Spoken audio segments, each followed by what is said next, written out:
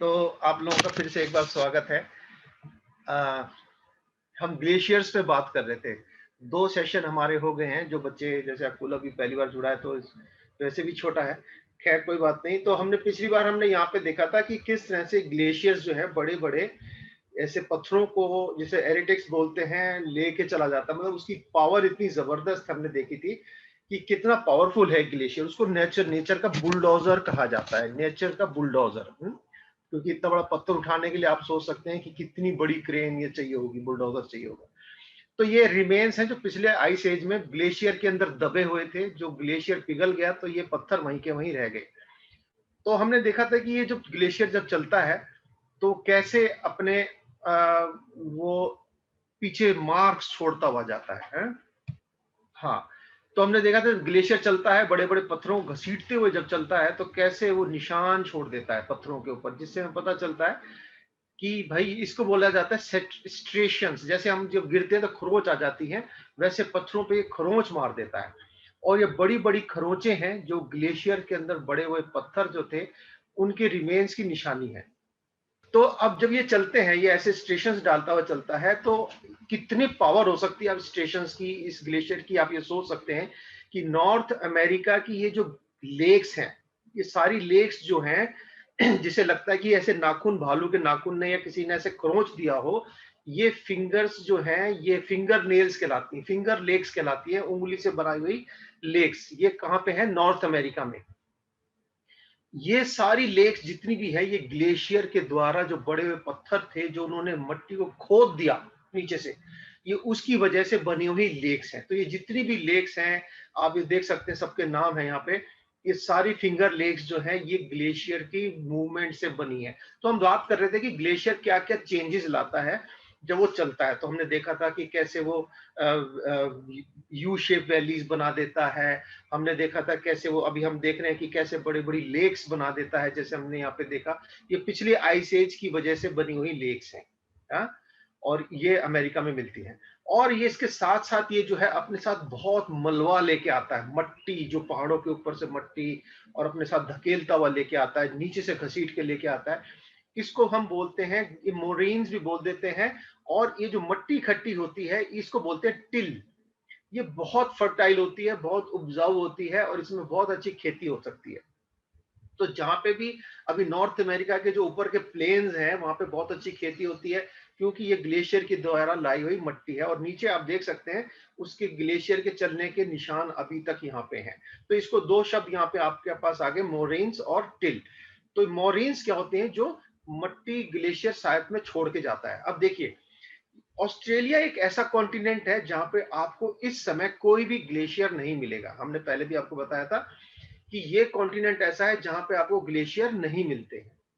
फिर भी रिमेन्स हैं पिछले आइस एज के। देखिए जैसे यहाँ पे ये आपको माउंट, इसका नाम बड़ा अजीब सा है, कॉस्क्यूज को क्या बोलेंगे आप पढ़ सकते हैं, यहाँ पे लिखा हुआ है माउंट कॉस्क्यूज। ये जो यू शेप वैली है ये ऑस्ट्रेलिया में मिलती है। और इससे आप पता चला सकते हैं कि यहाँ पे भी आइस एज के अंदर बड़े बड़े ग्लेशियर चलते थे, जो इस समय में खत्म हो चुके हैं। तो ये ऑस्ट्रेलिया के अंदर रिमेन्स हमें मिलते हैं कि किसी आइस एज के टाइम पे यहाँ पे ग्लेशियर थे। अब हम चलते हैं आगे। तो जब हमने देख लिया अभी तक क्या क्या चीजें बनाता है, अब हमारे पास 3 चीजें और हैं जो ग्लेशियर अपने मूवमेंट से बनाता है। एक है सिरक्यूस, एक है एरेथीस और एक है हॉर्न्स। बहुत इजी है समझना। देखिए, जब एक जगह इकट्ठा होता है एक कटोरे नुमा जगह में, मैंने आपको पिछले सेशन में बताया था कि जब एक ग्लेशियर एक कटोरे जैसी जगह में पहाड़ पे इकट्ठा होता है, एक्युमुलेशन जोन में इकट्ठा होता है, और वो अगर कटोरे की शेप में है तो हम कहते हैं कि सिरक्यूज है। जैसे आपको यहाँ पे 3 सिरक्यूज दिख रहे हैं। देखिए, एक यहाँ पे दिख रहा है, एक यहाँ दिख रहा है और एक यहाँ दिख रहा है। ये सिरक्यूज है। अब ये जब ग्लेशियर भर जाते हैं, ये सिरक्यूज जब भर जाएगा तो ये नीचे को बहना शुरू होते हैं, यहाँ से नीचे को, है ना, ये नीचे को खिसकना शुरू हो जाते हैं क्योंकि ऊपर भर गया। और जब भर के चलते हैं ना, तो ये क्या करते हैं, इस पत्थर को दोनों साइड से काटते हैं, है ना। तो ये जो एक दीवार जैसी बन जाती है ना, ये इसको बोलते हैं एरेतिस। ठीक है, इसको बोलते हैं एरेतिस। जैसे यहाँ पे एक एरेतिस है, 2 एरेतिस है, 3 एरेतिस आपको यहाँ पे दिख रही है, बल्कि 4 दिख रही है। ये सब एरेतिस कहलाती है।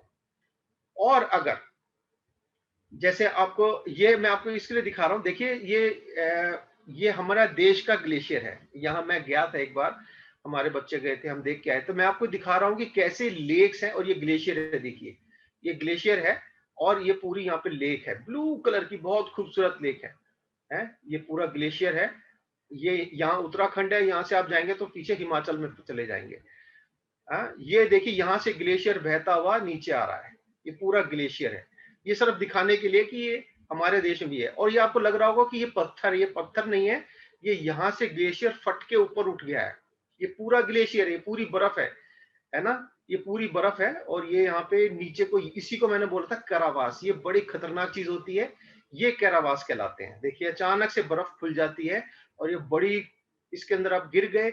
ये तो खैर ज्यादा गहरा नहीं है, पर अगर ये कई कई बहुत बहुत गहरे होते हैं और नीचे पानी चल रहा होता है, इसके आपको पता नहीं होता, अगर आप गिर गए तो कहाँ मिलेंगे। मैं जो आपको ये झील दिखा रहा हूँ, ये इसलिए भी दिखा रहा हूँ कि यहाँ पे जब हर साल ग्लेशियर पिघल जाता है तो हर साल एक ना एक कंकाल यहाँ से मिलता है। इसमें कोई ना कोई गिर के मर जाता है, कोई तो हर साल इसके अंदर कोई ना एक आदमी की वो बॉडी मिलती है जमी हुई, या कई बार फौजियों की ऐसे। तो खैर आगे चलते हैं।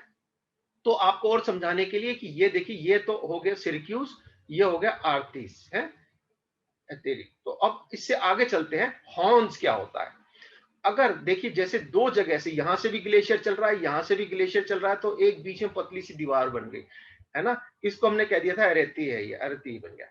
पर अगर तीन जगह से ग्लेशियर चले, इधर से भी चले, इधर से भी चले, पीछे से भी चले, तो वो एक तीनों साइड से उस पहाड़ को घिस देता है। अब आप देख लीजिए इसकी हाइट कितनी है ना। स्विट्जरलैंड में बहुत ऊंचा पहाड़ है ये, हॉर्न है, बड़ा फेमस हॉर्न है ये। और ये इतना ऊंचा होने के बाद भी, इसका मतलब इस हिम युग में इसके ऊपर से ग्लेशियर चल रहा था, इसके भी ऊपर हाइट पे ग्लेशियर, इससे भी ऊंची हाइट पे था। तो ये ग्लेशियर, ये हॉर्न्स बन जाते हैं। ये स्विट्जरलैंड में इसको मैटर हॉर्न कहते हैं। और इसी की नकल करी गई है वॉल्ट डिज्नी, जो आपका डिज्नी आइलैंड है कैलिफोर्निया में, वहां पे आपको ये मिलेगी। इसको पिरामिड पीक भी बोल देते हैं, त्रिकोणी है, पिरामिड की शेप की है, और ये ग्लेशियर बनाते हैं। देखिए वहां का जो डायरेक्टर था ना, जो मालिक था वॉल्ट डिज्नी, वो एक बार गया था यहाँ पे इस पहाड़ को देखने, उसको ये बहुत अच्छा लगा। तो उसने जितना भी जब बना रहे थे ना, तो उसका जितना भी मलबा निकल रहा था, बिल्डिंग्स का, इधर उधर का कचरा जितना भी था, उन्होंने इकट्ठा करके इसी शेप का एक बिल्कुल वहां पे एक पहाड़ बना दिया। जैसा कि वो जो हम यहाँ पे, ये पहाड़ की शेप उसको इतना अच्छा लगा ये पहाड़, कि उसने वॉल्ट डिज्नी में भी ये पहाड़ ऐसा एक बना दिया है। खैर आगे चलते हैं। देखिए यहाँ पे भी आपको, यहाँ पे फिनलैंड के अंदर ये आपको ग्लेशियर का ये पहाड़ जो है, हॉर्न शेप का एक पहाड़ आपको दिखेगा है।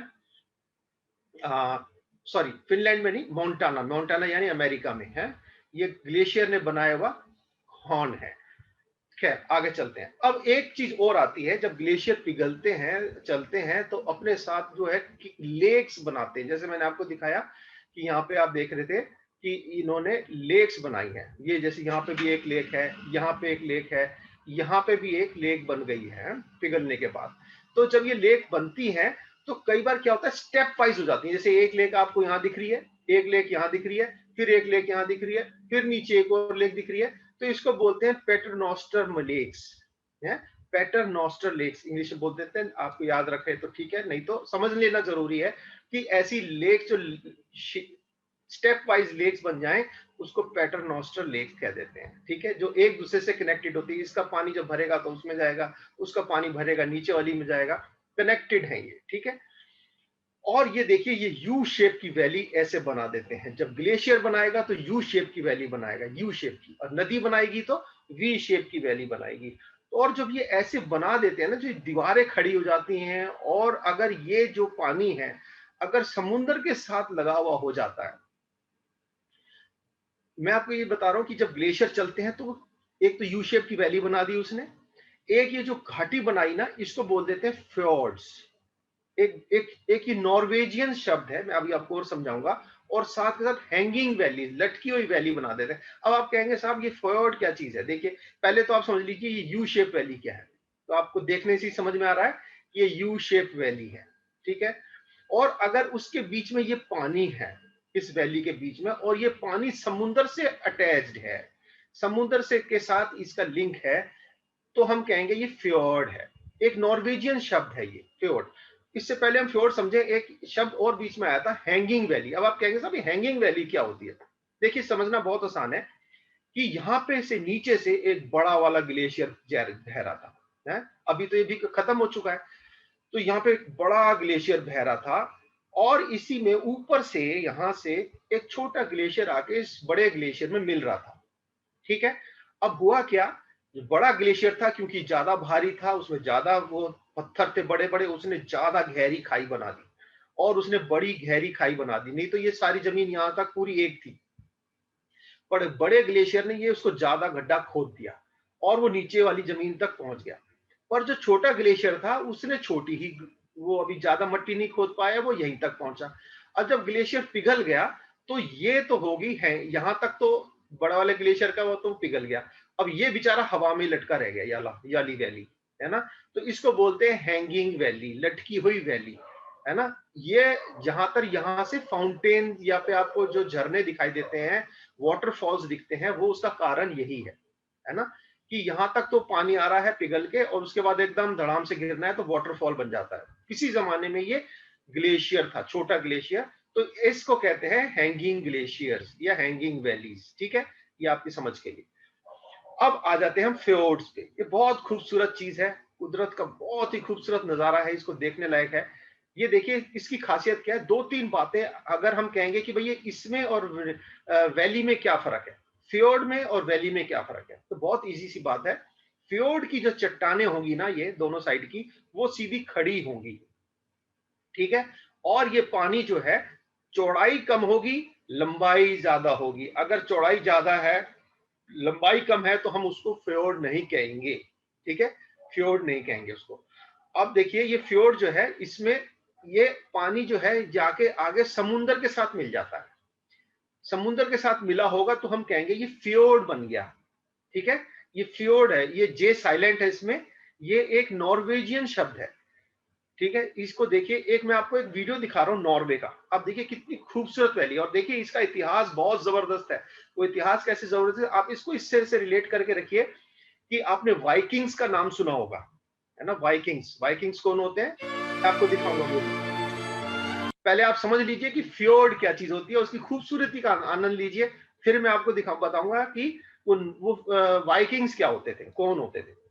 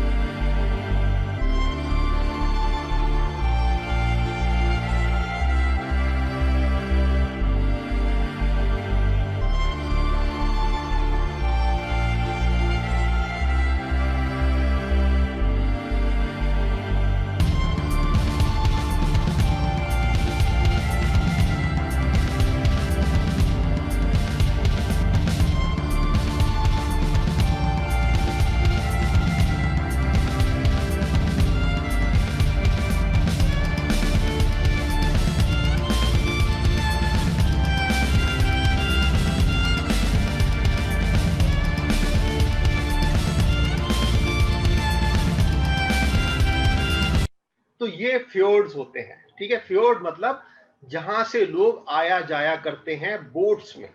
तो बोट्स के लिए उस जमाने में, अगर हम आज से कई हजार साल पहले अगर हम चले जाएं, हैं, ईसा से भी पहले के समय में चले जाएं, तो नॉर्वे में ये लोग रहते थे, इनको कहा जाता था वाइकिंग्स, ठीक है? ये वाइकिंग्स जो थे, नॉर्वे, फिनलैंड, स्वीडन, वहां के लोग थे, और इनकी ये लॉन्ग बोट्स होती थी, इनकी स्पेशल बोट्स थी। उस जमाने के लिए सबसे तेज नावें इनके पास होती थी, और ये यही फ्योर्ड जो हमने अभी देखा, इसी में से ये लोग हजारों साल पहले से जाते थे रशिया में और बाकी यूरोप के देशों में, रोम तक गए जाके इन्होंने, मतलब बहुत ही लड़ने में तेज और बहुत स्मार्ट लोग थे।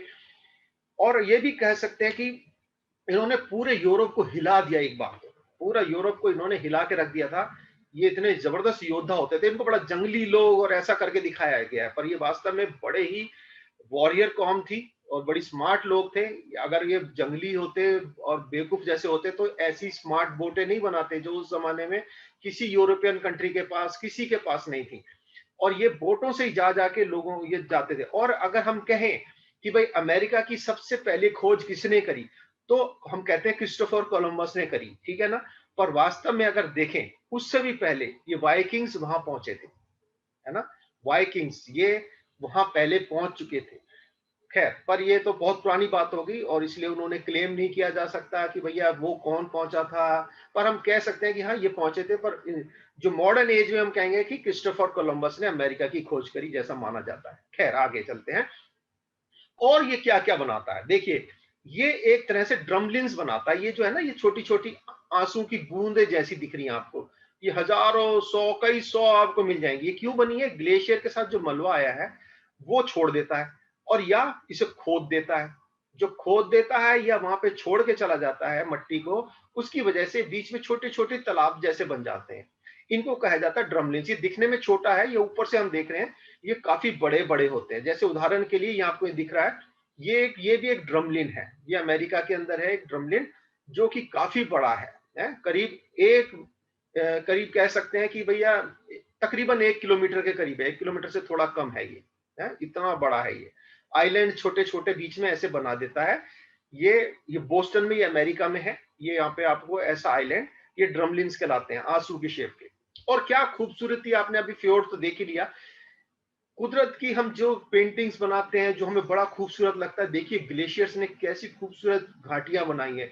ये जो सीनरी आपको दिख रही है, ये इंसान कल्पना नहीं कर सकता, है ना। पर ये ग्लेशियर ने हजारों सालों में अपने आप बनाई है। आइस एज के टाइम पे बनी हुई योसोमाइट वैली कैलिफोर्निया में है, वहां पे ये घाटी बनाई। तो हम देख रहे हैं कि ग्लेशियर कैसे कैसे पृथ्वी को बदलता है, कैसे कैसी झीलें बना देता है, कैसे कैसे वाटरफॉल्स बनाता है, कैसी कैसी घाटियां बना देता है, कैसे फ्योर्ड्स बना देता है, कैसी सीनरियां बना देता है।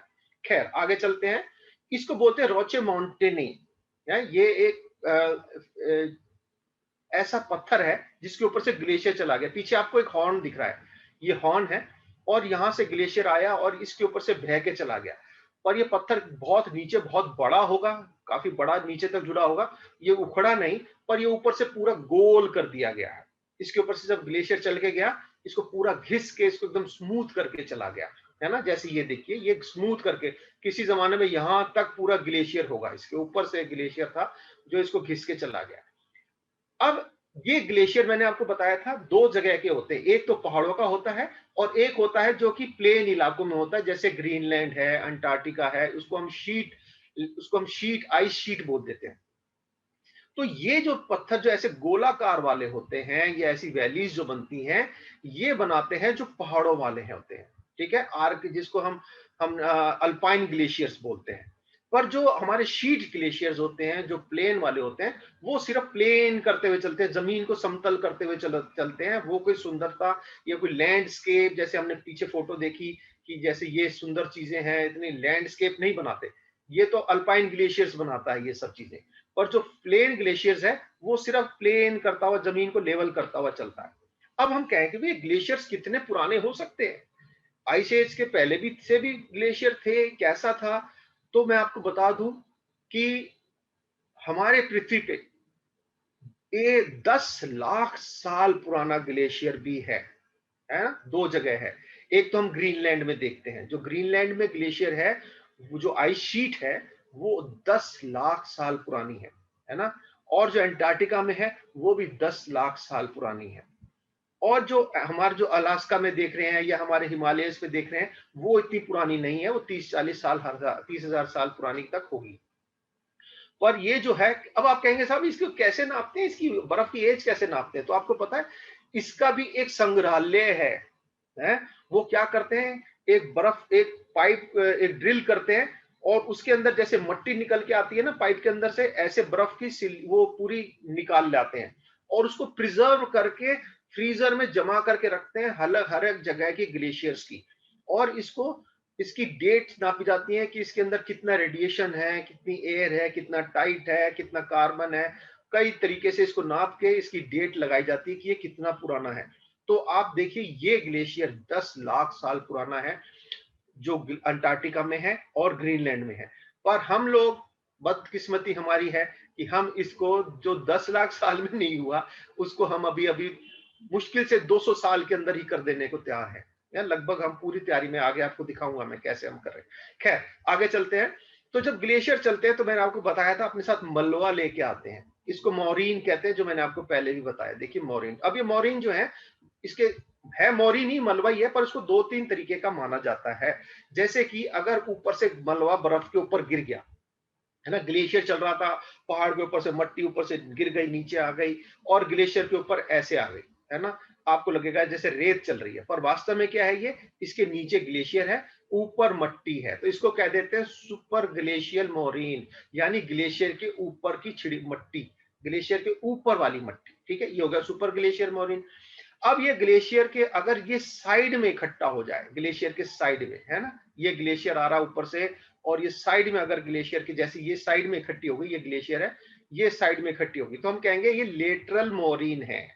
ठीक है, नाम है, आप समझ लीजिए। जो बड़े बच्चे हैं उनको, उनके अगर काम का है, उनको स्कूल कॉलेज में कहीं जरूरत है, तो उनके लिए जस्ट इंफॉर्मेशन के लिए मैं आपको बता रहा हूँ कि आपको पता होना चाहिए, ये लेटरल मोरीन है। ठीक है, और अगर जो लास्ट में जहां ग्लेशियर आके खत्म होता है, ग्लेशियर का माउथ या स्नाउट जिसे बोल देते हैं, जहां पे वो आके खत्म होता है, वहां पे ये आके इतनी सारी मट्टी जो ऊपर से लेके आया वो छोड़ देता है। इसको टिल बोलते हैं, जो मैंने आपको बताया था। इसको कहते हैं टर्मिनल मोरीन्स। ठीक है, टर्मिनल यानी आखिरी मोरीन्स, ये यहाँ पे आके मट्टी खत्म हो जाती है।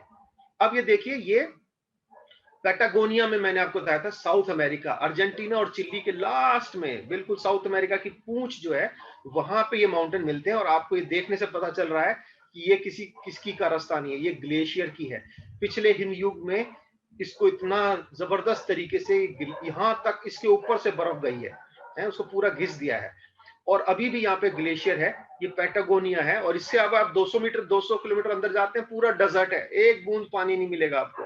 पर यहाँ पे आप देख रहे हैं ये ग्लेशियर है, और ये यहाँ से ये जो है, ये मोरीन को लाके यहाँ पे इकट्ठा किया है इसने। और आपको यहाँ पे पेड़ दिखाई दे रहे हैं, ये पेड़ दिखाई दे रहे हैं आपको, ये मोरीन की वजह से है। इसको बोल देते हैं टर्मिनल मोरीन। ये भी टर्मिनल मोरीन है, जो कि कितना लेके आया, देखिए आप, कितनी मट्टी लेके आया, इसलिए इसको बुलडोजर बोलते हैं कुदरत का। ये चिली का है, ग्लेशियर यहाँ पे खत्म हो गया, पिघल के पानी नीचे से जा रहा है, पर ये मोरीन जो है वो यहीं रहेगी, ये सब है। अब इसमें आपको सारा समझ में आएगा। जो साइड साइड में होती है, इसको लेटरल मोरीन बोल देते हैं। जो ऊपर ऊपर होती है, उसको सुपरफिशियल मोरीन बोल देते हैं। और अगर जो बिल्कुल बीच में, यहाँ पे दोनों पत्थर के बीच में से यहाँ आ गई, इसको मेडियल मोरीन बोल देते हैं। और जो आखिर में है, उसको कह देते हैं टर्मिनल मोरीन। सिर्फ समझने की बात है, कुल मिला के मलबा इकट्ठा हो गया। खैर आगे चलते हैं। जब ग्लेशियर चलता है तो अपने ऊपर ऐसी वेव्स बनाता बनाता चलता है, कई बार, है ना, लहर जैसी होती है, जैसे आपको यहाँ पे लहर लहर लहर दिखाई दे रही है ना। इसको बोल देते हैं ओजाइव्स। ठीक है, ओजाइव्स बोल देते हैं।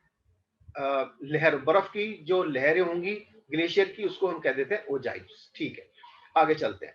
अब हम चलते हैं एक बड़ी मजेदार चीज के ऊपर, कि ग्लेशियर जो है जब पिघलना शुरू होता है तो वो क्या करता है, झीलें बना देता है। अब आप जरा ध्यान से सुनते जाइए, क्योंकि अब बड़ा इंपॉर्टेंट एक बात पे हम आने वाले हैं।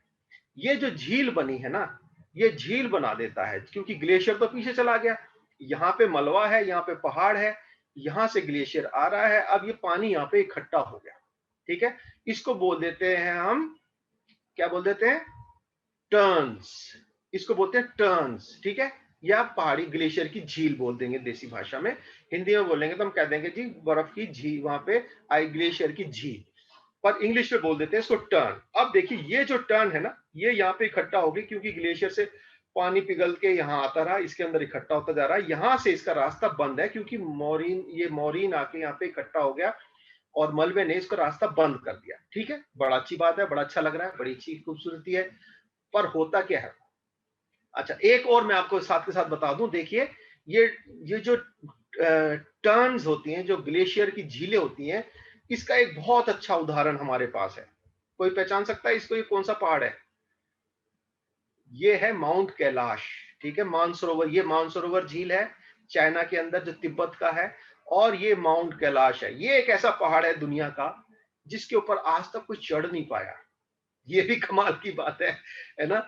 कि भाई इस पहाड़ पे कोई चढ़ क्यों नहीं पाया? कहते हैं बस एक कोई मॉन्क था, वो शायद इस पे चढ़ा है, बाकी आज तक इस पे कोई चढ़ नहीं पाया। अनबिलीवेबल सी बात है। तो यहाँ पे ये मानसरोवर लेक है, और ये मानसरोवर लेक है का, देखिए ये नेपाल है ना? आपको दिख रहा होगा, ये भूटान है, सिक्किम है, अरुणाचल प्रदेश है, ये हमारा उत्तराखंड है। और ये जो छोटी छोटी दो आपको झीलें दिख रही हैं यहाँ पे, छोटी, ऊपर से देखिए सैटेलाइट फोटो है इसलिए, ये वाली मानसरोवर लेक है जो राइट साइड में है। और इसके साथ में जो है, इसको राक्षस ताल बोलते हैं, राक्षस की झील। ठीक है, देखो दोनों झील साथ साथ हैं, पर इसमें मानसरोवर झील में मीठा पानी है और राक्षस वाले में खारा पानी है।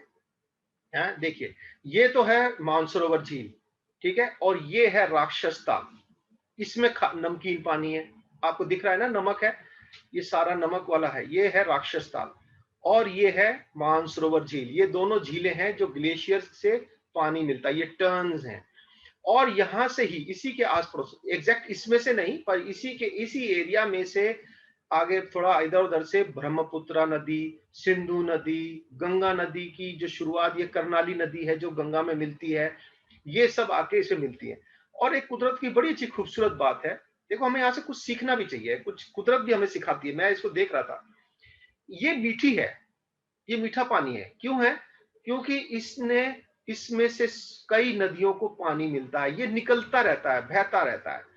ये राक्षस ताल है, ये खारा है। ये क्यों है खारा? क्योंकि इसमें सिर्फ इनलेट है, आउटलेट नहीं है, इसके अंदर से कुछ चीज बाहर नहीं जाती, पानी वहीं का वहीं रुका रहता है। यहां तक कि मानसरोवर झील इसको मीठा करने के लिए यहां से कई बार इसमें, जब इसमें पानी ज्यादा हो जाता है तो यहां से एक नदी है, कोई 10 किलोमीटर लंबी नदी है, जो यहां से पानी इस झील में डालती है, दे देती है इसको मीठा करने के लिए।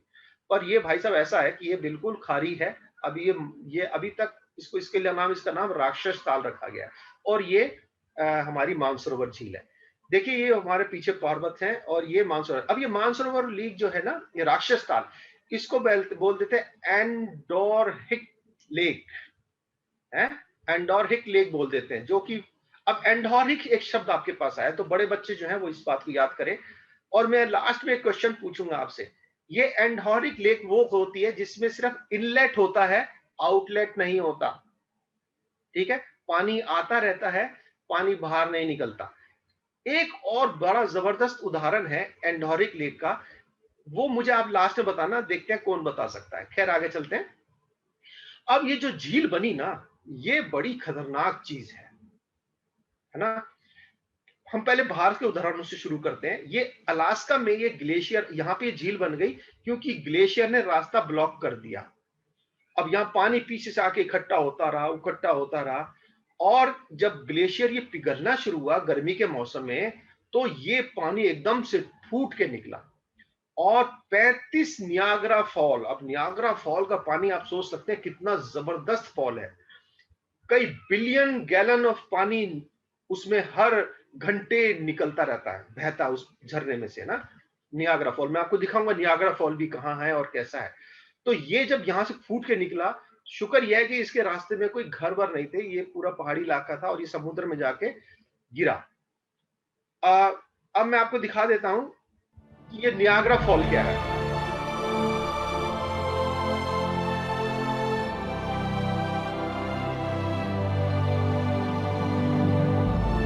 देखिए ये यहां से ये आके, ये नीचे नियाग्रा नदी है, इस नदी में आके ये सारा पानी गिरता है। ठीक है, यहां तक ये चट्टान जो थी यहाँ की सॉफ्ट थी, वो गल गई, घिस गई, कट गई, और ये वाली चट्टान जो है ज्यादा कठोर पत्थर की थी, ये नहीं कटी, तो यहाँ वाटरफॉल बन गया। अब ये नियाग्रा फॉल है, आप इसको देखिए कितना जबरदस्त है ये।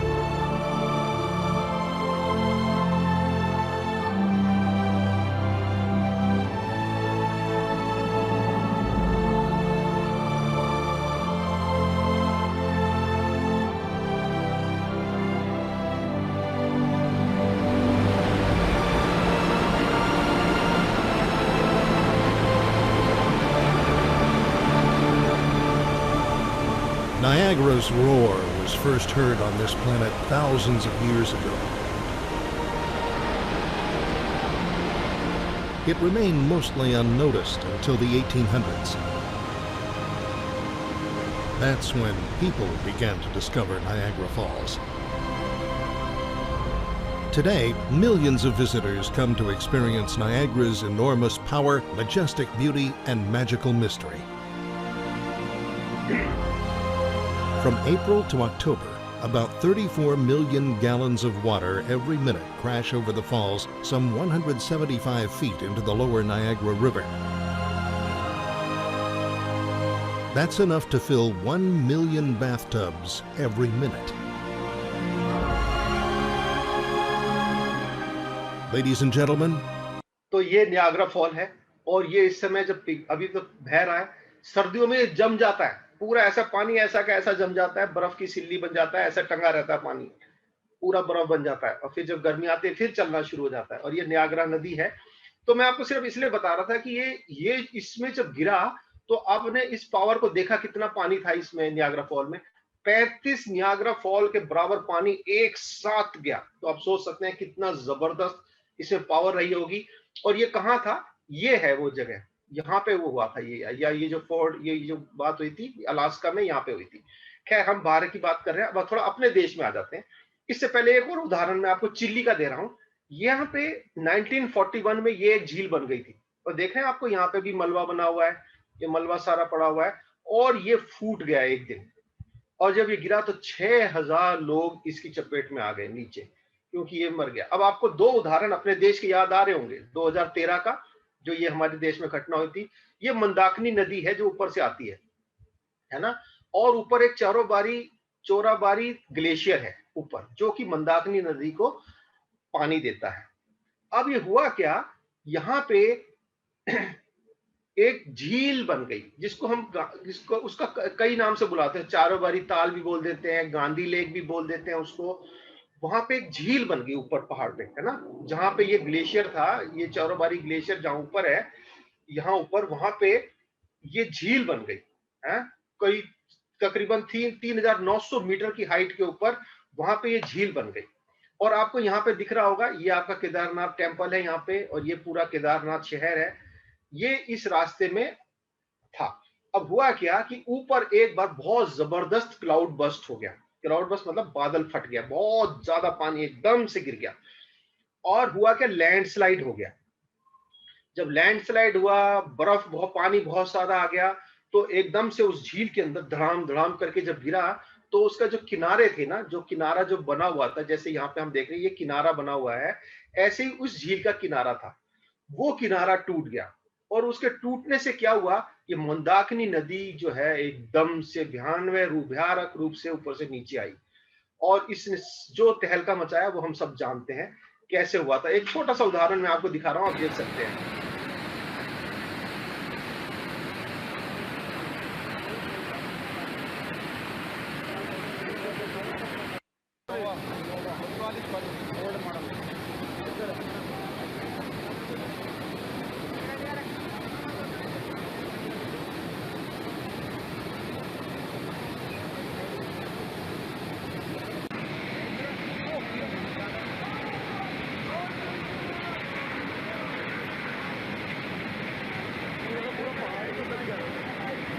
तो आपने देखा होगा कि कैसे बड़े बड़े घर, बिल्डिंग्स और बहुत सारी चीजें, ब्रिज, गाड़ियां सब बह गई थी, कई हजार लोग मर गए थे 2013 में, है ना।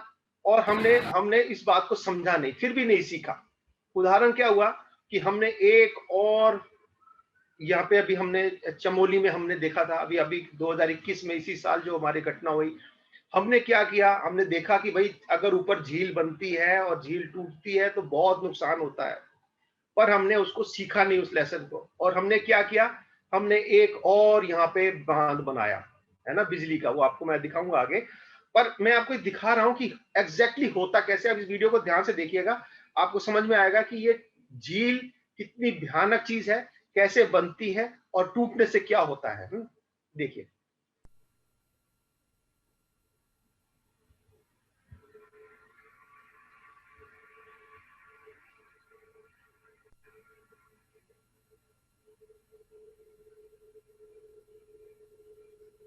ये यहाँ पे हमारी नदी चलती हुई आ रही है। अब यह लैंडस्लाइड होंगे, हैं? लैंडस्लाइड होने से क्या होगा, ये रास्ता ब्लॉक हो जाएगा नदी का। देखिएगा कैसे।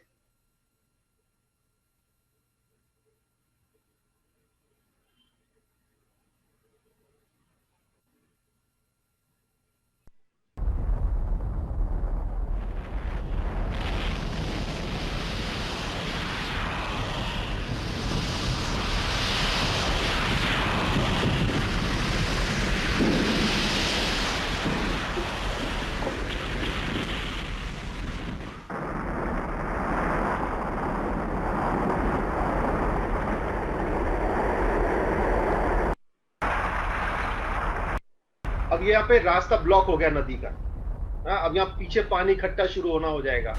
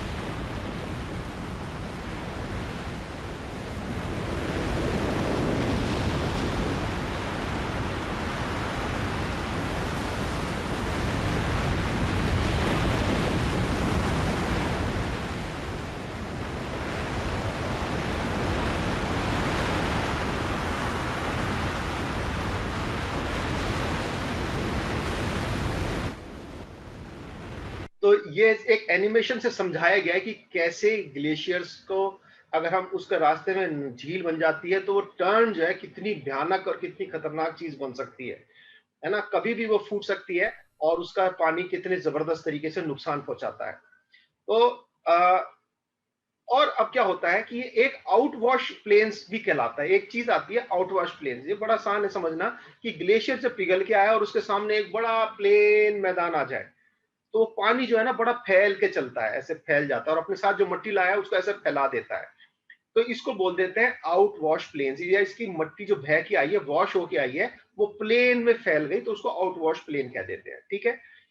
अब एक शब्द आता है, बड़ी जबरदस्त बात है कि ग्लेशियर्स में, आइसलैंड में खासकर, आइसलैंड में, ग्रीनलैंड में क्या हो रहा है आजकल, गर्मी की वजह से गर्मी ज्यादा हो रही है और ये शीट पिघलने लगी है। अब ये जब पिघलती है तो वहां पे क्या होता है, बर्फ के ऊपर एक बड़ी सी झील, क्योंकि चारों तरफ से पानी बह के कई ढलान वाली जगह पे इकट्ठा हो जाता है और बर्फ के ऊपर एक बहुत बड़ी झील, कई किलोमीटर लंबी चौड़ी झील बन जाती है ना। और ये ये एक बड़ी खतरनाक चीज है। वो कैसे है, क्योंकि ये किसी भी क्षण इसके अंदर से जो जमीन तक ये है, बर्फ ही बर्फ है, बर्फ की लेयर है और नीचे जमीन है। तो वो अभी तो पानी यहाँ पे इकट्ठा है और किसी भी क्षण उसमें से एक रास्ता बन जाएगा नीचे तक जाने का। वहां तक जाने का रास्ता बना और ये पानी एक साथ, पूरी झील का जो इतना पानी है एकदम से नीचे जाता है, एकदम से नीचे चला जाता है। कुछ ही मिनटों में, कुछ ही घंटों में पूरा पानी इतना बड़े इलाके का एकदम से गायब हो जाता है नीचे। है, ये देखिए ऐसे होता है, इतनी तेजी से होता है कि जब ये नीचे जाता है बर्फ यहाँ की ऊपर को उठ जाती है। इतनी बर्फ जो कितने मीटर ऊंची है, 800-900 करीब किलोमीटर लेयर है बर्फ की, 1 किलोमीटर करीब ऊंची, वो ऊपर को उठ जाती है। इतनी जबरदस्त तरीके से पानी नीचे जाता है और जब नीचे जाता है तो ये फ्लो नीचे जो लुब्रिकेशन हो जाता है, कीचड़ बन जाता है, जिससे कि पूरा ग्लेशियर और भी तेजी से नीचे फिसलने लगता है। तो ये एक बड़ी खतरनाक चीज हमारे दुनिया में अब हो रही है, जिससे कि हम कह रहे हैं कि ग्रीनलैंड का ग्लेशियर खत्म होने जा रहा है। बहुत जल्दी हम देखेंगे कि ये जिस स्पीड से चल रहा है बहुत जल्दी खत्म हो जाएगा। अब ग्लेशियर हमारे लिए किस तरह से यूजफुल है ना। अब तक हमने देखा ग्लेशियर क्या क्या चीजें बनाता है, नेचर में कैसे कैसे काम करता है, ग्लेशियर होता कैसा है, कितने टाइप के होते हैं। अब हम देखेंगे कि ग्लेशियर लोगों हमारे कितने फायदे का है ना। तो सबसे पहली बात तो हमारे को खेती के लिए बड़ी अच्छी जमीन दे देता है, जो टिल लेके आता है, बहुत फर्टाइल होती है, मैंने आपको बताई थी, बहुत अच्छी खेती होती है इसमें। दूसरी बात, ये हमारे को कंक्रीट और सीमेंट बनाने के लिए एस्फाल्ट और रोड़ी पत्थर ये सब दे देता है। और एक बड़ी मजेदार बात, देखिए हम अभी इंसान जो है वापस पुरानी बातों पे जाता है। ग्लेशियर का पानी पीने का शौक चढ़ा है लोगों को, ग्लेशियर का पानी पिएंगे साहब, क्योंकि ये कहते हैं कि साहब ग्लेशियर का पानी जो है कई हजार साल पुराना है, उसने आज तक कभी प्रदूषण नहीं देखा है, उसमें कोई गंदगी नहीं है, उसमें कोई बीमारी नहीं है, वो बिल्कुल शुद्ध पानी है। और वास्तव में अगर आप पी के देखिएगा, एकदम बहुत ही स्वादिष्ट पानी है, बहुत ही अच्छा पानी है इसका, और बड़ा महंगा बिकता है ना। इसकी चोरी भी करने लगे लोग। देखिए बर्फ की, कुदरत की बर्फ है, कितने हजारों टन, लाखों करोड़ों अरबों टन बर्फ है। चिली में एक आदमी को पकड़ा गया था 2012 में, वो बर्फ चुरा के ला रहा था ग्लेशियर में से, है ना। 5 टन बर्फ चुरा के लाया था वो, उसको पकड़ के जेल में डाल दिया गया। तो इसके लिए लाइसेंस मिलने लगा आजकल। अब देखिए एक नई चीज शुरू हुई है, ग्लेशियर हंटिंग। ग्लेशियर का शिकार कर रहे हैं लोग, ये किसी जानवर को नहीं मार रहा। अब ये क्या करेगा, इसमें ग्लेशियर में गोली मारेगा ताकि इसके बड़े बड़े टुकड़े पानी में गिर जाएं, और उस पानी के टुकड़ों को ये इकट्ठा करेंगे, फिर लाएंगे, बोतल बनाएंगे। इनको ये न्यू फाउंड लैंड का वीडियो है, इस आदमी को लाइसेंस मिला हुआ है, हर एक आदमी यहाँ जा नहीं सकता, इस इलाके में टूरिस्ट भी नहीं अलाउड है, यहाँ पे कोई आदमी जाके बर्फ को ले नहीं सकता। अब वो कहते हैं साहब आपको ग्लेशियर को ऐसे ले रहे हो, ये तो अच्छी बात नहीं है, कुदरत की चीज है। दूसरी बात ये भी है, इनका कहना यह है कि साहब अगर हम नहीं लेंगे, थोड़ी देर में वैसे ही पिघल जाएगा, ये फायदा क्या होगा, इससे अच्छा किसी के मुंह में लग जाएगा, कोई पी लेगा इस पानी को। तो आपको बताऊं इसकी कीमत कितनी है।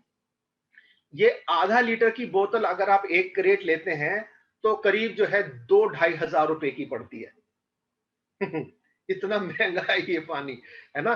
तो ये आदमी यही करता है, ये 50 इसके पास एम्प्लॉइज हैं। थोड़ा सा दिखाऊंगा, पूरा वीडियो देखने का टाइम नहीं होगा हमारे पास।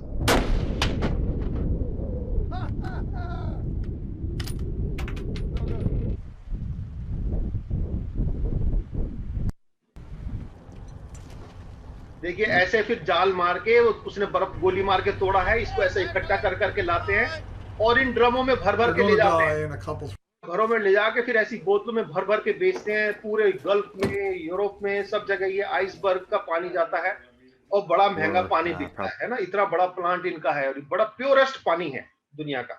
खैर आगे चलते हैं। और ये ग्लेशियर जो है हमको भी पानी देता है। अब ये देखिए, ये आपको मैं एक जगह दिखा रहा हूं, ये गंगोत्री का गोमुख है। गोमुख, यहां से गंगा नदी शुरुआत हो रही है, ये गंगा नदी की शुरुआत है ना। ये ग्लेशियर है, पूरा बर्फ है, ये गंगोत्री ग्लेशियर है। यहां से ये ग्लेशियर में से गंगा नदी की शुरुआत हुई, जिसे भगीरथी कहते हैं। यहाँ पे गंगा नहीं है, इसको भगीरथी कहते हैं। और यहाँ से ये पानी जो जाता है, इससे ये देखिए, ये भी ये गंगोत्री ग्लेशियर है? ये गंगा नदी की शुरुआत हो गई। अब देखिए आप, ये पूरा इलाका जो है, ये प्लेन्स का इलाका जितना भी है, चाइना, तिब्बत, अफगानिस्तान, पाकिस्तान, इंडिया का हमारा पूरा नॉर्थ का हिस्सा, ये सारा इसी ग्लेशियर के पानी पे डिपेंडेंट है। अगर ये यमुना नदी है, ये गंगा नदी है, यहाँ पे संगम है, इसमें और नदियां मिलती हैं, फिर ये आगे चल के यहाँ बे ऑफ बंगाल में गिरती है। ये ब्रह्मपुत्र नदी है, ये इंडस नदी है। तो ये सारी नदी जो है, अगर ये ग्लेशियर ना हो तो ये नदी नहीं होगी और हमें पानी नहीं मिलेगा। तो ये हमारे को बहुत ज्यादा जरूरी है, ग्लेशियर हमको पानी देते हैं। अगर ये ग्लेशियर खत्म हो गए तो हम प्यासे मर जाएंगे, बुरा हाल हो जाएगा, है ना। और ये मैं आपको पिछली बार मैंने आपको एक दिखाया था, लास्ट में आपको आज के दिन ये दिखाना चाह रहा हूं, अभी हमारे पास थोड़ा समय है, कि ग्लेशियर, जैसे हम कहते हैं भाई धरती हमारी माता है, हमको खाना देती है, हमको पानी देती है, इससे हम खाना खाते हैं, हमारे को इसमें फल फ्रूट मिलते हैं। बर्फ के ग्लेशियर्स भी एक तरह से पानी के जानवरों के लिए, और जो यहाँ के ग्लेशियर्स वाले इलाके में आर्कटिक और एंटार्क्टिक में जो रहते हैं, आर्कटिक जो नॉर्थ पोल है, एंटार्क्टिक जो साउथ पोल है, वहां जो रहते हैं प्राणी, उनको कैसे ये खाना मुहैया कराती है, ये वीडियो मैं आपको दिखा रहा हूं। मैं समझाता चलूंगा, आप देखिएगा।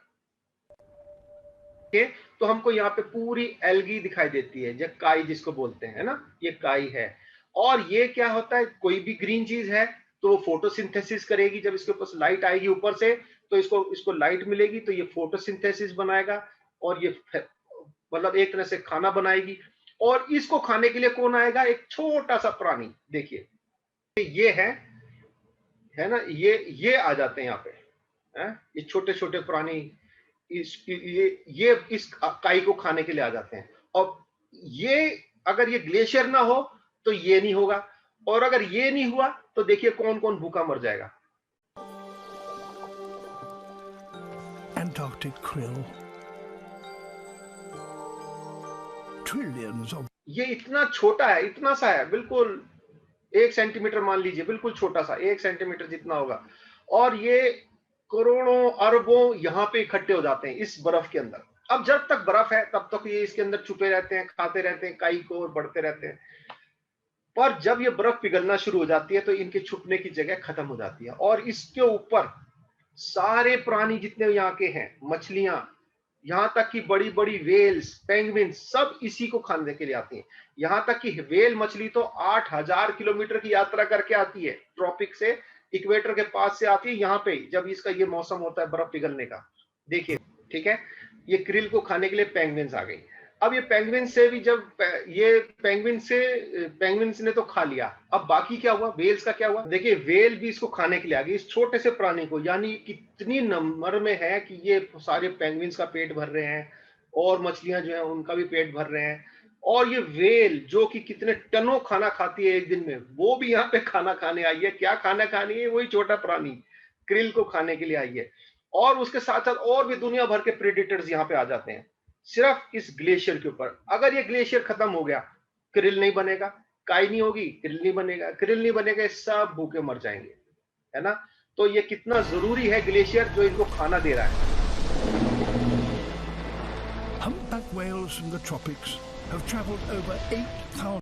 अब एक चीज मैं आपको बता दूं कि जब ये ग्लेशियर्स में खाना खाने आते हैं तो जब तक ये क्रिल ऊपर है तब तक तो ये ऐसे शिकार करते हैं, पर जब ये काफी नीचे चला जाता है क्रिल, तब वेल एक बड़ी स्ट्रेटेजी चलाती है? वो आप देखिए क्या करती है। वो नीचे जाते हैं, अपने अंदर हवा भर के नीचे चले जाते हैं, और नीचे जाके बबल्स छोड़ते हैं, सांस छोड़ देते हैं, हवा निकालते हैं मुंह से। जब वो निकालेंगे तो सारे क्रिल जो है ना बबल्स की वजह से ऊपर आ जाएंगे, फिर ये एक साथ सारी ऊपर आके एक साथ मिलके शिकार करती हैं। ये बड़ा जबरदस्त चीज है, आप देखिए। Kilometers. तो ये इस तरह से बबल का नेट बना के एक जाल बना देते हैं, और उसी के अंदर फिर सारे मिलके शिकार करते हैं। तो मैं आपको ये दिखाना चाह रहा हूं कि ये ग्लेशियर कितनी तरीके से कितना इंपॉर्टेंट है। ये तो हमने कुछ प्राणियों को देखा जो कि ग्लेशियर के वजह से जो खा रहे हैं। इसमें पोलार बेयर हम रह गया है, आर्कटिक फॉक्स है, बहुत सारे प्राणी हैं, पेंगुइन्स हैं जो कि इसी के ऊपर डिपेंडेंट हैं, सब यहीं पे आते हैं। अगर एक ग्लेशियर खत्म हो गया, सब खत्म हो जाएंगे। हाँ, अच्छा, और हम क्या कहते हैं, ये बहुत सारा टूरिस्ट अट्रैक्शन भी है। हमारे किस काम का है कि भाई लोग देखने जाते हैं, बहुत सारे लोग इसमें, बहुत से लोगों की, देशों की कमाई होती है इससे, बहुत से लोगों को रोजगार मिलता है इसमें, क्योंकि देखिए स्पोर्ट्स भी होते हैं, लोगों को इसमें खेलने का मौका मिलता है, और जो ये काम कराते हैं उनको उनकी नौकरियां लगती हैं, बहुत सारे लोगों को फायदा होता है। एक बहुत ही इंपॉर्टेंट बात है, ये लास्ट चीज है आज की, थोड़ा सा ध्यान देने की बात है, क्योंकि ये बहुत ही इंपॉर्टेंट है इस चीज को समझना। मैं सोच तो रहा था कि इसको अगले दिन फ्रेश आपको समझाऊं, पर हमारे पास अभी 7 मिनट है, तो मैं आपको समझा देता हूं। आप जो बड़े बच्चे हैं और छोटे सभी थोड़ा सा ध्यान से सुनना। ग्लेशियर हमारे लिए कितना इंपॉर्टेंट है, हमारी पूरी पृथ्वी के लिए, है ना। आप समझ लीजिए, देखिए ये ट्रॉपिकल एरिया है हमारा पृथ्वी का, है ना, इक्वेटर के पास वाला इलाका। यहाँ पे सबसे ज्यादा गर्मी होती है। अब होता क्या है, यहां से ये गर्म पानी, देखिए गर्म पानी, ये सारी चाबी यहां से शुरू होती है, गल्फ स्ट्रीम, इसको बोलते हैं गल्फ स्ट्रीम, ठीक है। ये गल्फ स्ट्रीम बोलते हैं क्योंकि ये गल्फ को जाती है, ये गल्फ है ना, गल्फ मतलब जहां पे ऐसी खाड़ी बन जाए। ये यहां से जाती है मैक्सिको के गल्फ में, ये मैक्सिको ये कंट्री है, यहां से ये जाती है फिर ऊपर को। देखिए ये गर्म पानी को लेके यहां से जारी है, ठीक है। अब जो गर्म पानी होगा उसमें एक तो उसमें नमक ज्यादा हो जाएगा, और दूसरा वो गर्म होने की वजह से वो ऊपर को रहेगा और तेजी से चलेगा। अब जब ये चलना शुरू होता है तो ये आता है कहां पे, ग्रीनलैंड के पास। देखिए यहाँ पे हो गया न्यूफाउंडलैंड, ये न्यूफाउंडलैंड है और ये ग्रीनलैंड है। यहाँ पे ये गल्फ स्ट्रीम जो है ना 2 हिस्सों में बढ़ जाती है, ध्यान से सुनिएगा क्योंकि ये मैं बहुत इंपॉर्टेंट बात बता रहा हूं आपको। यहां से जब ये 2 हिस्सों में बढ़ता है तो यहां से क्या होता है, ऊपर से ये ग्लेशियर हैं सारे यहाँ पे, है ना, ये ग्रीनलैंड में पूरा ग्लेशियर है, आइस शीट है, ये ऊपर आर्कटिक है। यहाँ से ये अब जो ग्लेशियर में बर्फ है उसमें नमक नहीं है, वो बिल्कुल मीठा पानी है, फर्स्ट क्लास पानी है। पर ये जो यहाँ से जा रहा है इसमें नमक बहुत है, ये सॉल्टी है, नमक है और गर्म है। उधर से जो आ रहा है वो मीठा है, ठंडा है। और जब ये यहाँ आता है तो गर्म पानी भारी हो गया क्योंकि इसमें नमक ज्यादा है, उसमें मीठा पानी उसमें उसमें कम है। तो ये क्या होता है, गर्म पानी एकदम से नीचे जाता है, एकदम से। आपको मैं बता दूं, दुनिया का सबसे बड़ा वाटरफॉल, हम कहते हैं ना भैया एंजल फॉल है या विक्टोरिया फॉल है, फलाना है, सबसे बड़ा अगर पृथ्वी पे कोई वाटरफॉल है तो वो यहां पे ही है ना, इस जगह पे है सबसे बड़ा वाटरफॉल। एकदम से करीब कई हजार, देखिए ये जो स्ट्रीम है ना, ये स्ट्रीम हमें लग रही है छोटी है, ये अगर दुनिया की 6000 नदियों को हम मिला दें उतना पानी एक साथ चल रहा है, ये छोटा मोटा पानी नहीं है। और ये यहां जाके एकदम से गिरता है नीचे को, और जब ये गिरता है तो पीछे वाला अपने आप खींचा चलाएगा, क्योंकि पानी आगे गिर रहा है तो पीछे वाला अपने आप चलाएगा, तो ये पानी चलता रहता है। और जब ये नीचे जाता है तो वहां से क्या होता है, ये ठंडे पानी को लेके फिर ऊपर को उठता है, और नीचे से मिनरल्स, खाने खनिज पदार्थ, खाने की चीजें, मछलियों के लिए सब लेके ऊपर को आता है। और ये ठंडा पानी जो है यहाँ से होके फिर पूरे यूरोप में इधर से होता हुआ और हमारे इधर इंडियन ओशन में आता है, और यहाँ से पैसिफिक ओशन में भी जाता है। आपको बता दूं कि अगर ये गल्फ स्ट्रीम ना हो, ये गर्म पानी यहाँ से यूरोप की तरफ ना जाए, ये इंग्लैंड है, ये पूरा बर्फ बन जाएगा, ये पूरा बर्फ बन जाएगा। और इस एरिया को गर्म करने के लिए पता है कितनी गर्मी चाहिए? 10 लाख न्यूक्लियर प्लांट की जितनी बिजली बनाएगा ना, 10 लाख न्यूक्लियर प्लांट चाहिए उतनी गर्मी बिजली बनाने के लिए कि इस पूरे इलाके को गर्म कर सके। और कुदरत ने, ये कुदरत हमें नेचुरल दिया हुआ है कि ये गल्फ स्ट्रीम इसको पूरा को एरिया को गर्म करती है। अगर ये आइस शीट खत्म हो जाए, ये ऊपर वाला हिस्सा ठंडा वाला हिस्सा खत्म हो जाए, या ये नीचे वाला हिस्सा ठंडा वाला खत्म हो जाए, तो ये पानी यहां जाके गिरेगा ही नहीं नीचे। और जब ये पानी गिरेगा नहीं तो ये पानी चलेगा नहीं, पानी रुक जाएगा अपनी अपनी जगह। होगा क्या, ये पूरा यूरोप बर्फ बन जाएगा, है ना। पिछली बार एक बच्चे ने पूछा था कि सर क्या आइसेज आ सकती है, देखिए हम खुद ही उसको अपने लाने का इंतजाम कर रहे हैं। ये अगर ये गल्फ स्ट्रीम चलना बंद हो गई, ये पूरा इलाका ठंडा हो जाएगा, बर्फ बन जाएगा, है ना। और ये पानी, मौसम सारे खत्म हो जाएंगे, बहुत ज्यादा एकदम से बहुत जबरदस्त इसका प्रभाव पड़ेगा, ये सारी मछलियां मर जाएंगी, बहुत सारा इसका इफेक्ट आएगा। एक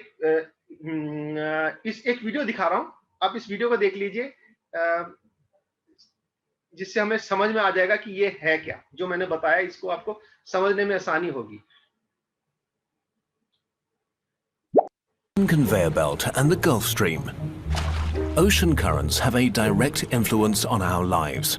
They determine our weather, our climate, and much more. The ocean currents and wind systems transport heat from the equator to the poles and operate like a large engine for the global climate. In the oceans, there are numerous currents. The so-called ocean conveyor belt is very important for our climate. This term describes a combination of currents that result in 4 of the 5 global oceans exchanging. ये बता रहे हैं कि ये जो गर्म होता है यहाँ पे मौसम, उसकी वजह से ये पानी चलना शुरू होता है, गर्म होता है। ये गल्फ स्ट्रीम मैंने आपको बताई, ये आइसलैंड है, यहाँ तक जाती है, यहाँ पे इसको मीठा पानी और ठंडा पानी मिल जाता है। ये सारी अपनी गर्मी ये इस इलाके में फैला देता है, जिसकी वजह से ये इलाका पूरा गर्म रहता है, यहाँ पे लोग रहने लायक हो जाते हैं, बर्फ नहीं जमती, और ये आगे ये पानी फिर यहाँ से नीचे आता है। Water with each other. They form a worldwide circulation system. The conveyor belt is also called the thermohaline circulation, with thermo referring to the temperature and haline to the salt content of the water. Both determine the density of the water. While the masses of water may be moved in part by wind, primarily the different densities also increases. देखिए, मैं वही बता रहा था कि जब गर्म होता है पानी तो वो ऊपर को जाता है ना, गर्म पानी हरदम ऊपर आएगा, ठंडा पानी नीचे जाएगा। और क्योंकि गर्म पानी ऊपर, इसमें नमक ज्यादा है, जिसमें नमक ज्यादा होगा वो भी नीचे जाएगा। तो होता क्या है, with a higher salt content. At the equator, the heat from the sun is especially strong, resulting in a lot of evaporation. यहाँ से पूरा गर्मी की वजह से ये पूरा गर्म पानी ऊपर जाता है, तो इसमें से पानी उड़ जाता है और नमक ज्यादा हो जाता है पानी के अंदर। जब नमक ज्यादा हो जाता है तो वो अब भारी हो जाता है पानी, है? और वो चलता हुआ जब आता है 10, आपको बता दूं कि ये पानी को पूरी यात्रा करने में करीब 1000 साल लगते हैं, पूरी पृथ्वी का एक चक्कर काटने में है ना? अगर आज पानी यहाँ से शुरू हुआ, जो एक बूंद यहाँ से शुरू हुई पृथ्वी से, वो पूरा ओशन का चक्कर काट के पूरा गल्फ स्ट्रीम से पूरे कन्वेयर बेल्ट या थर्मो हेयरलाइन में काट के आएगी, तो 1000 साल लग जाएगा उसको। और ये चलते चलते 10,000 किलोमीटर की यात्रा करके जब ये यहाँ पहुंचती है, ये चलने की स्पीड है इसकी 2 किलोमीटर प्रति सेकंड, 2 मीटर प्रति सेकंड है। A constantly blowing wind, the southeast trade wind, drives warm surface water to the northwest into the Gulf of Mexico, where it heats up to 30 degrees Celsius. मैं आपको ये सब चीज समझा चुका हूँ कि ये किस तरह से यहाँ पे अपनी हीट इनको दे देता है और यहाँ से ठंडा पानी लेके फिर पृथ्वी को फिर नीचे आता है, जिसकी वजह से ना तो यहाँ का मौसम बहुत ज्यादा गर्म होता है, ना ऊपर का मौसम बहुत ज्यादा ठंडा हो पाता है। तो ये एक तरह से बहुत ही इंपॉर्टेंट चीज है, इसको थर्मो हेलाइन सिस्टम बोल देते हैं। तो आज हमने यहाँ तक देखा, बहुत जल्दी जल्दी चल रहे हैं, फिर भी हमारा एक सेशन लगता है अभी और इसमें हो जाएगा हमारा। अगली बार हम इसको खत्म कर देंगे ग्लेशियर्स के ऊपर। बहुत इंपॉर्टेंट बातें हैं कि ग्लेशियर्स की इंपॉर्टेंस को समझना। ये सिर्फ हमारे, देखिए अगर ग्लेशियर खत्म हो गए, हमारे पृथ्वी पे से बहुत सारे प्राणी खत्म हो जाएंगे, बहुत सारे, हमारी पृथ्वी जो है एकदम से गर्म हो जाएगी और ये पानी का जो भी सर्कुलेशन है ये बंद हो जाएगा। बहुत सारे हम इंसान को पानी मिलना बंद हो जाएगा, है ना? और बहुत सारी चीजें हैं जो मैं आपको अगली बार दिखाऊंगा कि हमें और क्या क्या नुकसान होगा और अगर ग्लेशियर्स बंद हो जाते हैं। पर ये जो चीज आपको मैंने आज बताई है, ये बहुत ही इंपॉर्टेंट है इस सिस्टम को समझना, और बहुत आसान है। एक बार दिमाग में बैठाने की बात है कि ये समझ में आ जाए तो ये कितनी इंपॉर्टेंट चीज है। ग्लेशियर ना हो तो ये सर्कुलेशन बंद हो जाएगा पानी का। अगर समुद्र का पानी चलना बंद हो गया तो क्या होगा दुनिया में, हम इसकी कल्पना भी नहीं कर सकते, कितना नुकसान हमें हो जाएगा। तो आज हमने यहाँ तक देखा। आपको अगली बार हम फिर मिलेंगे, ग्लेशियर का आखिरी सेशन लेके कोशिश करेंगे जल्दी जल्दी करके खत्म करने के लिए। बहुत सारी इंफॉर्मेशन है, अन्याय होता है किसी टॉपिक के साथ अगर हम उसको पूरी तरह से नहीं समझ के चलते, क्योंकि कोई भी बात ऐसी नहीं है जो रिपीट करी जा रही है, पर सब बड़ी इंपॉर्टेंट चीजें हैं और इसको समझना बहुत जरूरी है, क्योंकि इसकी इंपॉर्टेंस बहुत जबरदस्त है। मैं भी जब इस सेशन की शुरुआत करी थी तो मुझे उम्मीद नहीं थी कि इतनी इंफॉर्मेशन इसके अंदर निकल जाएगी। तो बहुत इंफॉर्मेशन है जो कि बहुत जरूरी है हमें समझने के लिए। तो आज हम यहीं तक रहेंगे और अगली बार फिर मिलेंगे। तब तक के लिए आप सुरक्षित रहें, एक दूसरे को दुआओं में याद रखें, हैं? फिर अगली बार हम मिलते हैं। ठीक है, ओके, बाय बाय।